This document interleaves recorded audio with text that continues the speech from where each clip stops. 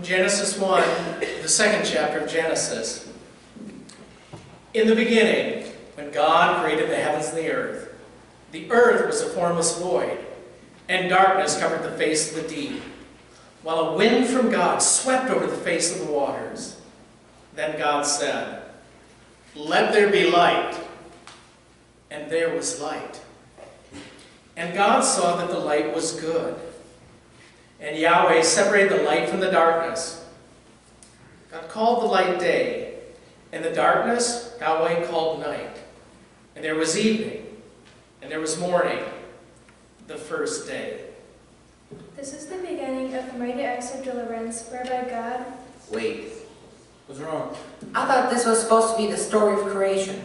It is. Well, you started out talking about mighty acts of deliverance. Right, that's what it says here in the script. Mighty acts of deliverance. Something must be wrong with your script. How can the story of God creating the world be called the mighty acts of deliverance? You mean like from an eyewitness's point of view? I suppose so. There would have to be a deliverance from something or another, like from slavery or oppression or exile, things like that. From an eyewitness point of view? Right? There weren't any. Any what? Eyewitnesses. There are no eyewitnesses of the creation of the universe. Oh. But suppose there were eyewitnesses. How would it have looked to them? Indescribable. Come again?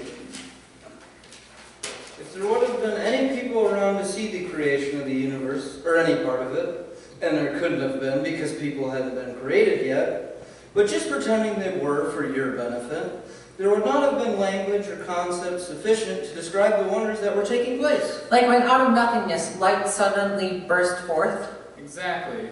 Even cosmologists today have trouble finding words to express what their mathematics suggest was going on at the beginning of the universe. Or when stars and planets formed in space? Simply too marvelous for words.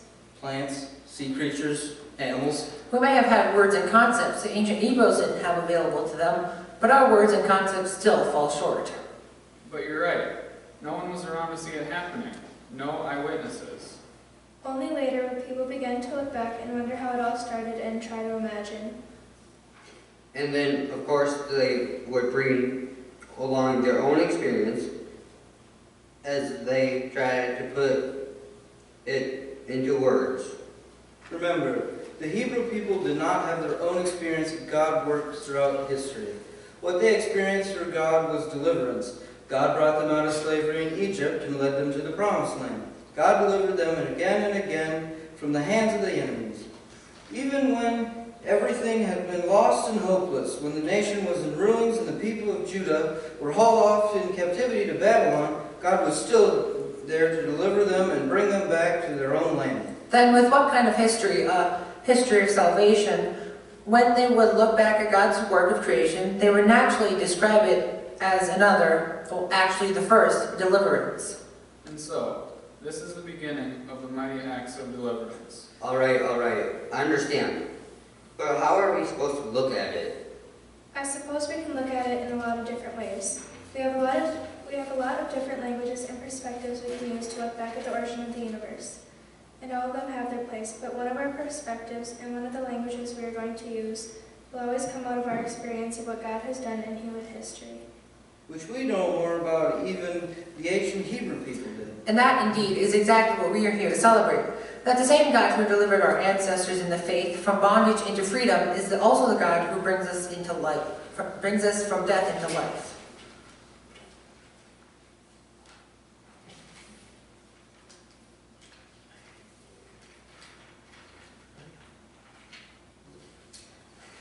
Both kinds of deliverance still happening for us today and will continue to happen until the deliverance is final and complete. So when we look back to when everything got started, looking back from what God still continues to do for us, We also find ourselves falling back on the language of deliverance to put it into perspective of faith.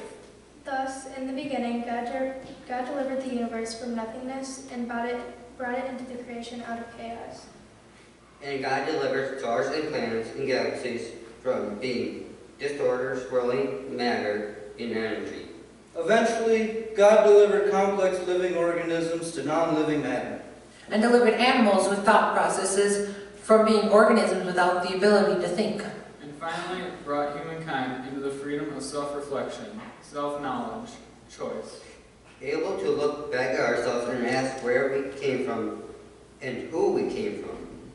That is just the beginning of the mighty acts of deliverance whereby God finally brings humankind into freedom and life. Never again will there be nothing. Never again will bondage be final. Never again will death have the last word. So, Okay. This is the beginning of the mighty acts of deliverance whereby God brings humankind into freedom and life. God saw everything that Yahweh had made. And indeed, it was very good. There was evening, and there was morning, the sixth day. Thus the heavens and the earth were finished, and all their multitude. And on the seventh day, God finished the work that God had done, and rested on the seventh day from all the work that had been done.